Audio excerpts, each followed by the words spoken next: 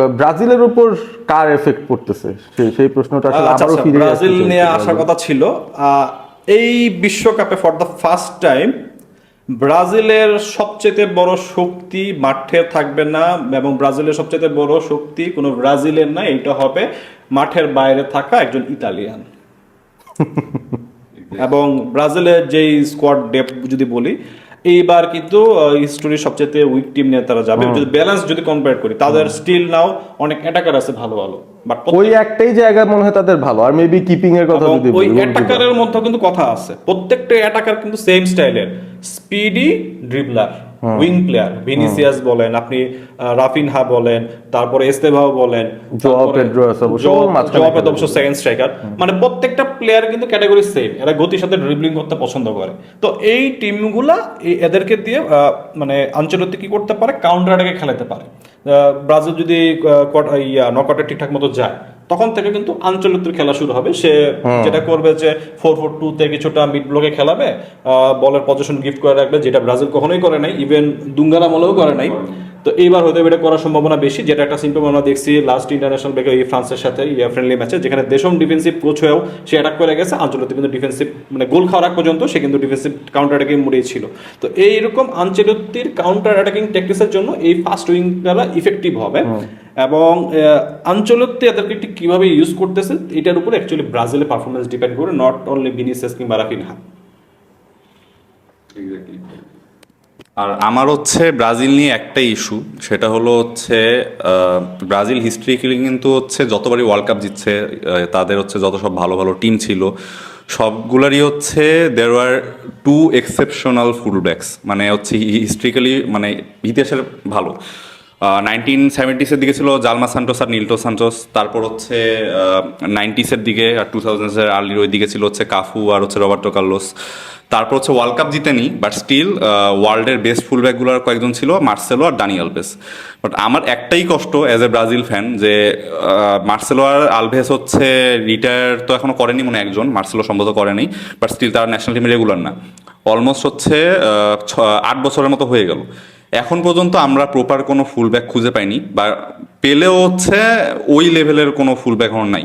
So এটা নিয়ে হচ্ছে আমার মাঝে মাঝে কোশ্চেন ওঠে যে ব্রাজিলের footballing quality as a nation কি অ্যাকচুয়ালি ডাউনফলের দিকে যাচ্ছে কিনা।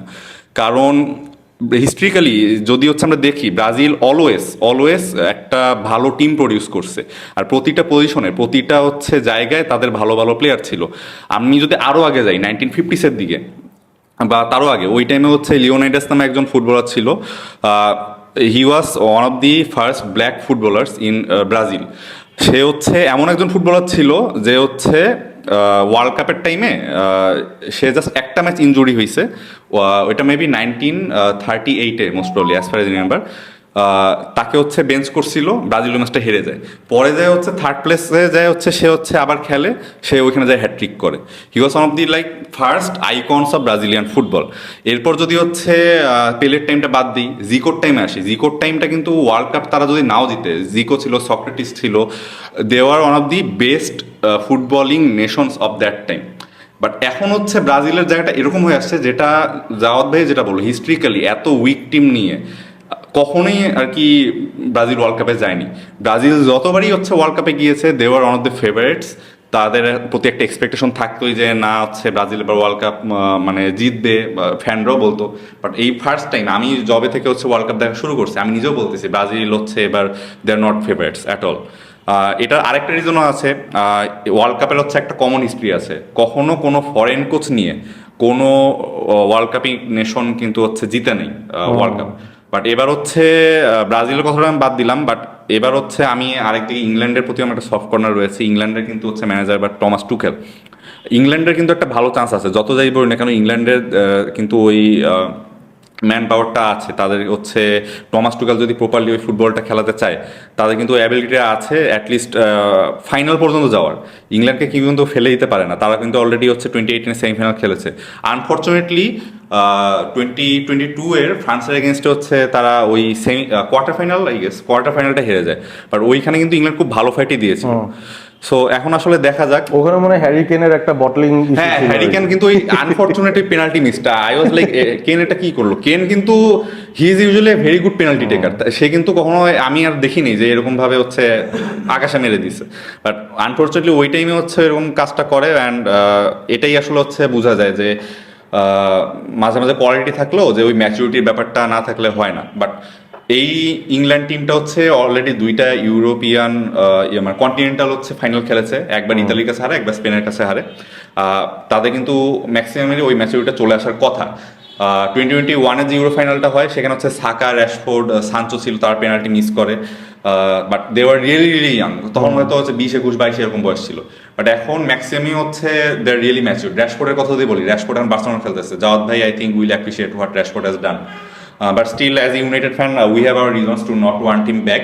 But still, Rashford's performance-wise, maturity-wise, he has shown himself যে হচ্ছে সে পারবে কাজটা করতে। সো এই দিক থেকে আমার মনে হয় হচ্ছে আমার যে দুইটা টিম, আমার একটা হচ্ছে আমি সাপোর্ট করি, একটা আমরা করি, আমরা সেমিফাইনালের যে 4টা টিম হইতে পারে এই প্রেডিকশনই ডাইরেক্ট চলে যাই। ব্রাজিল হচ্ছে আমি সেমিফাইনাল ধরবো না আনফরচুনেটলি, মানে it pains me to say this, but সেমিফাইনালে আমি দেখি না ব্রাজিলকে। But I would say England, Portugal যদি হচ্ছে আসে, মানে আই গেস ওদের বুঝে গেছে আর্জেন্টিনা আসবে না, ফ্রান্স। আর আরেকটা হচ্ছে I am not really sure, এটা হচ্ছে আমি একটা সারপ্রাইজ টিম হিসেবে ধরতেছি, ডার্ক হর্স টিম, যেটা কমপ্লিটলি আনএক্সপেক্টেড হবে। তাহলে আচ্ছা, স্পেন তার মানে নাই অমিতার লিস্টে, জাওয়াদ ভাইয়ের কাছে যাই দেখি উনার সেমিফাইনালিস্ট প্রেডিকশনটা কেমন হয়। আচ্ছা, আমি কি সেমিফাইনাল প্রেডিকশন দিব না ব্রাজিল নিয়ে লাস্ট একটা? বলেন। আচ্ছা, তো সেমিফাইনাল প্রেডিকশনটাই আগে দেই। এখানে অবশ্য ফিক্সচারটা ম্যাটার করে, এবং গ্রুপ রাউন্ডে কেউ যদি ফার্স্ট না হয় বাই চান্স সেকেন্ড অথবা থার্ড হয়ে উঠে, ইন দ্যাট ওয়ে ফিক্সচারটা উলটপালট হয়ে যাবে। আবার আর্জেন্টিনা, পর্তুগাল দুইটা যদি ফার্স্ট হয়ে আগাইতে থাকে, তাহলে কোয়ার্টার ফাইনালে দেখা হবে, একটা ডেফিনেটলি বাদ যাবে। যদি এরকম না হইতো, ইন দ্যাট কেস আমি 4টা টিমকে টপ ধরতাম, ফ্রান্স, স্পেন, আর্জেন্টিনা এবং ওই দিকে পর্তুগাল। এর বাইরে যদি যেতে হয়, ইন দ্যাট কেস পিক করতে হবে ইদার জার্মানি অথবা ইংল্যান্ডকে। এখন জার্মানি হয়তো জার্মানির ফর্ম বাজে থাকলেও ওয়ার্ল্ড কাপের হিস্ট্রিতে তাদের ভালো হয়, ওয়ার্ল্ড কাপে তারা ডিফারেন্ট লেভেলে খেলা দেয়, এটা প্রায় সবসময়। ইংল্যান্ডের except for the last two, ইংল্যান্ডের যেটা হচ্ছে যে ওরা অনেক হাইপ নিয়ে যায়, বাট ইংলিশ ফুটবলের যেই প্রেশারটা থাকে, ফ্যাটিকটা থাকে, ওইটা ওরা রিকভার করতে পারে না, ওরা আলটিমেটলি ওয়ার্ল্ড কাপে ওরা সেভাবে করতে পারে না। তো আমার প্রেডিকশন থাকবে স্পেন, ফ্রান্স, আর্জেন্টিনা আর ওদিক দিয়ে ইংল্যান্ড। তবে হ্যাঁ, এটা এখানে মোস্ট ইম্পর্টেন্ট ফ্যাক্টর হচ্ছে খেলাটা কই হচ্ছে। খেলাটা হইতেছে আমেরিকা, মেক্সিকো, কানাডায়। এর মধ্যে আমেরিকা এবং মেক্সিকোর বেশ কয়েকটা ভেন্যুতে কিন্তু এই জুন জুলাইতে ভালো গরম থাকবে। এই গরমে কিন্তু ইউরোপিয়ানরা স্ট্রাগল করবে। তো 48 দলের বিশ্বকাপে যেটা একটা অ্যাডভান্টেজ হবে, ওরা গ্রুপস রাউন্ড পার করে যে রাউন্ড 16 থেকে যেই মেইন চ্যালেঞ্জগুলো শুরু হবে, ততদিনে কিন্তু ওরা কোপ আপ করে নেবে, এটা একটা ইস্যু। বাট যেহেতু ওই কন্ডিশনে খেলা, এরকম কন্ডিশনে কিন্তু আর্জেন্টিনা এবং ব্রাজিল ন্যাচারালি একটু অ্যাডভান্টেজ পাবে। আমরা যদি 94-এর ইউএসএ ওয়ার্ল্ড কাপের কথা বলি, উইনারকে ব্রাজিল, 86-এর মেক্সিকো আর্জেন্টিনা, 70-র মেক্সিকো ওয়ার্ল্ড কাপ ব্রাজিল।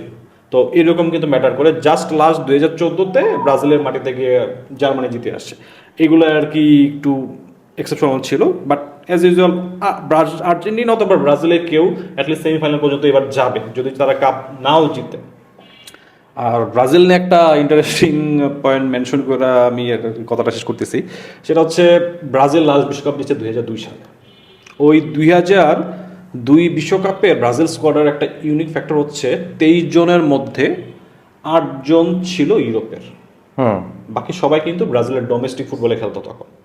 এবং ওই ফুটবলে ওই বিশ্বকাপে যে one of the best player ব্রাজিলের রোনালদিনহো, সে কিন্তু তখন কিন্তু পিএসজিতে, তার মানে সে তখন বিগ ক্লাবে মুভ করে না, পিএসজি কিন্তু এই পিএসজি না।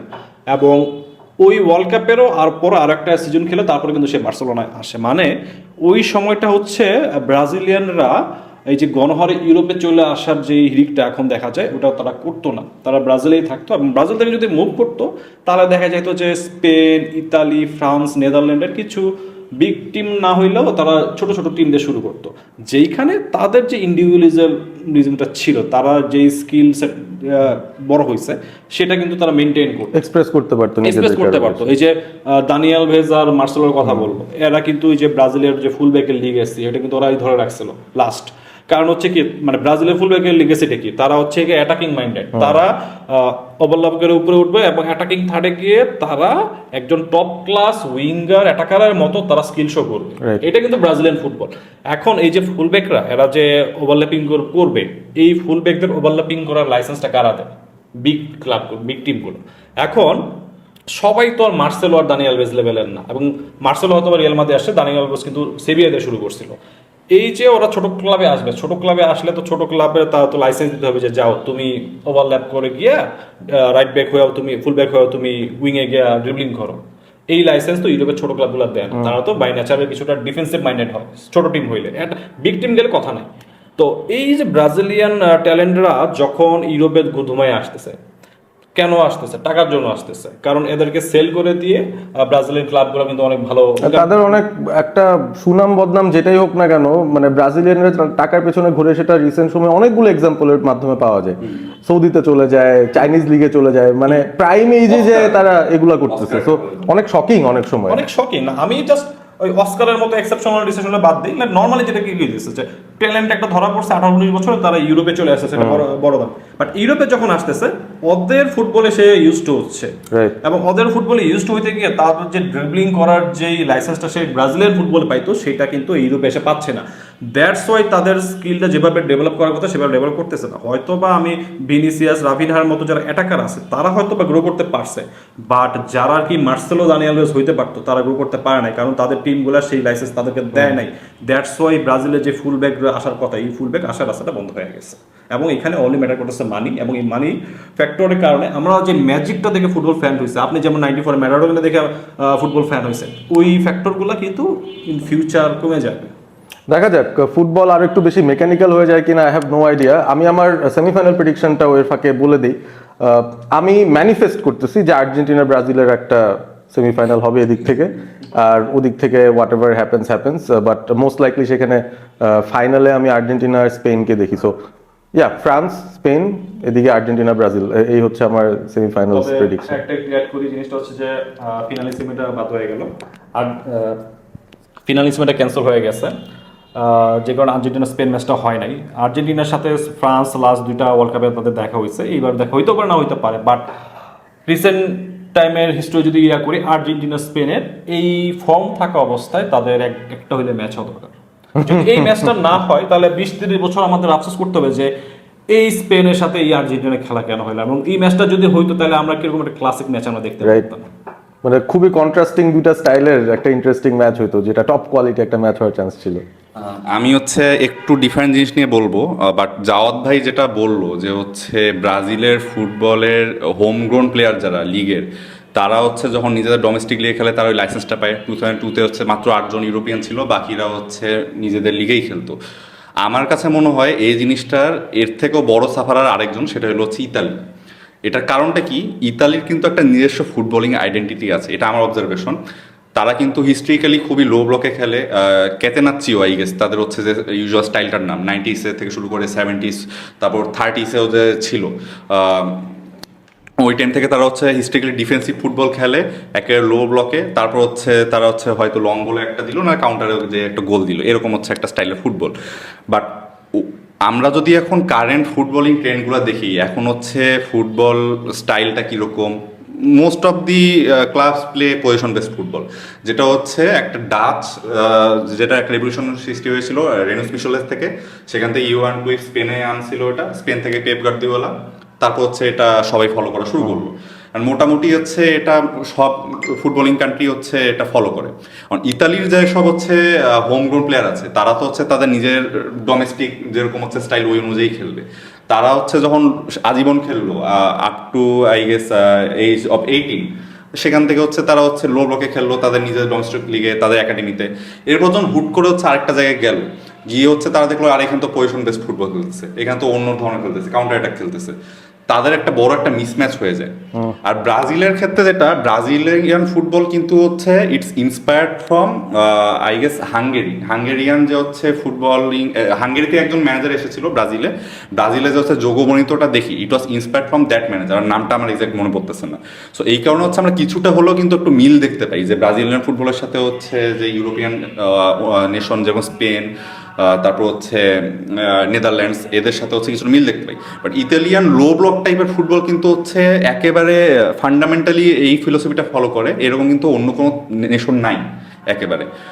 ইংল্যান্ডেরটা কিছুটা মিল বলা যায়, বাট ইংল্যান্ড কিন্তু লো ব্লক খেলে না, তারা জাস্ট হচ্ছে হিস্ট্রিক্যালি 4-4-2-তে জাস্ট লং বল ক্রস মারে, বাট ইতালি কিন্তু এরকম না। সো এই কারণে হচ্ছে আমার মনে হয় তাদের এই ডোমেস্টিক লিগে হচ্ছে যারা খেলে তারা মোটামুটি ইন্টার মিলান বলেন, এসি মিলান মোটামুটি এই ইয়াটাই ফলো করে, এই স্ট্র্যাটেজিটাই ফলো করে। বাট তাদের প্লেয়ার যখন বাইরে যায় তারা হচ্ছে কোপ আপ করতে পারে না। And to be very honest, এই স্ট্র্যাটেজি কিন্তু ভেরি আউটডেটেড, এটা কিন্তু হচ্ছে মডার্ন ফুটবলের সাথে কোনোভাবে যায় না। It's really easy to break.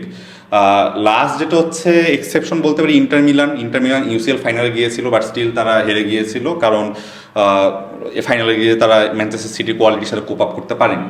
So if they have to go in the world stage, ইতালিকে যদি সেই স্টেজে যেতে হয়, তারা কিন্তু ওয়ার্ল্ড কাপে হচ্ছে কোয়ালিফাই করতে পারতেছে না। So they really have to think যে আমাদের স্ট্র্যাটেজিতে হচ্ছে কোনো হচ্ছে কি প্রবলেম আছে কি আছে না। They have to like they need a tactical revolution once again. তাদের কি করলে হচ্ছে তারা হচ্ছে ওই লেভেলে আবার ব্যাক করতে পারবে। ব্রাজিলের ক্ষেত্রেও এই মোটামুটি সেম জিনিসটা দরকার, but it's more about the mentality than tactics, যেটা আমার মনে হয়। কারণ জাদ ভাই যেটা বললেন যে টাকার পিছনে যদি তুমি যাও, তুমি যদি মনে করো যে না আমি বাইরে গেলাম, ইউরোপে গেলাম, টাকা পাইলাম অনেক, সেখান থেকে আমি পরে দেশে এসে রিটায়ার করে পার্টি রেডি করে বেড়াবো, তাহলে সেটা আলাদা জিনিস। ট্যাকটিক্সের এখানে হচ্ছে ফ্যাক্টর অনেক কম, যেটা আমার মনে হয়। সো এটাই হচ্ছে আই বিলিভ ব্রাজিলের ক্ষেত্রে আর ইতালির ক্ষেত্রে কিছুটা স্লাইটলি মিল রয়েছে, অ্যান্ড দুইটা নেশনেরই দরকার যে হচ্ছে কিভাবে এই প্রবলেমটা সলভ করা উচিত। ওয়ার্ল্ড কাপ আসতে খুব বেশি দিন বাকি নাই, বাট একটা জিনিস আপনাদের এনশোর করতে পারি, all sport ABP with the vibes and of course Jawad Abdullah, Amit with all the tactics and টং অ্যানালাইসিস আপনাদের সাথে মাত্রই শুরু করছি। এখানে কিন্তু একটা জিনিস বলতে চাই, টং অ্যানালিসিস নিয়ে এটা তো জাওয়াদ ভাইয়ের ট্রেডমার্ক। সো জাওয়াদ ভাই যেটা বললো যে আই ওয়াজ স্টুডেন্ট, এটা কিন্তু ট্রু। জাওয়াদ ভাইয়ের দেখাতে কি হচ্ছে আমি অ্যানালিসিস করা শুরু করেছিলাম। যদি এখন হচ্ছে আমার আগের মতো লেখালেখি করা হয় না, লেখালেখি বাদ দিয়ে দিচ্ছি। আমার একটা নিজস্ব ট্রেডমার্ক ছিল যে জাওয়াদ ভাইয়ের টং অ্যানালাইসিস, আমার হলো coffee shop analysis. Coffee shop and টং, for me it's coffee shop. দারুণ ব্যাপার। অল স্পোর্ট এবিপি এটার কম্বিনেশনে স্পোর্টস স্ট্রং হাউস, পুরোটাই অ্যাকচুয়ালি আমরা একসাথে ইয়ে করতেছি। যে আমাদের ভীষণটাই ছিল যে আমরা ফুটবল কমিউনিটিতে আমরা একজনের সাথে যে মারামারি করি, যে ব্যাশিং করি, ওই কালচারটার থেকে বাইরে হয়ে একটা রেসপেক্টফুল কালচার আমরা হয়তো বা ফান করবো, বাট অ্যাটলিস্ট আমার অপোনেন্ট অ্যান্ড রাইভালকে সবাই একটা রেসপেক্ট দিয়ে যাবো। এবং একই সাথে যে ফুটবল খেলাটা জাস্ট নট অনলি খেলা দেখলাম, সেলিব্রেশন করলাম, ট্রল করলাম, ব্যাটিং করলাম, এইটা না, অনেক কিছু জানার আছে, অনেক কিছু ডিফারেন্ট অ্যাঙ্গেলে দেখার আছে, এবং অ্যানালাইসিসগুলো অনেক এনজয়েবল হয়। তো আমরা জাস্ট অ্যানালাইসিস, ডিসকাশন এবং হিস্টোরিক্যাল যে আলাপ সালাপ আছে সেইগুলো নিতে গ্রো করি। এটা নিয়েও আমাদের একটা ফান্ডামেন্টাল ইয়ে ছিল যে স্পোর্টস স্ট্রং হাউস, ফুটবল টং হাউস, দুটাকে আমরা এই থ্রুতে আগায় নিয়ে যাবো। তো হোপফুলি আমি আমার টং অ্যানালাইসিস, অমিতের কফি শপ অ্যানালাইসিস এবং আপনার অল স্পোর্টস, হোপফুলি আমরা ইন ফিউচার আরও এইভাবে বসবো এবং আরও কিছু ইনডেপথ অ্যানালাইসিস করবো, আরও কিছু আমাদের পার্সোনাল ফিলিংস শেয়ার করবো, অনেক হিস্টোরিক্যাল টপিক নিয়ে আসবো। যেই হিস্টোরিক্যাল টপিকগুলো আনলে হয়তো সবার বুঝতে ইজি হবে যে অতীতে এরকম হয়েছে, এখন কেন এটা এরকম হচ্ছে, এবং ইন ফিউচার কেমন হইতে পারে। হোপফুলি আমরা একসাথে হয়তো আবার মিট করবো অবশ্যই, এবং আপনারা অপেক্ষায় থাকবেন। আমরা এই যে শুরু করলাম, এই শুরুর হয়তো শেষ নাই, চলতে থাকবে। ভালো থাকবেন সবাই।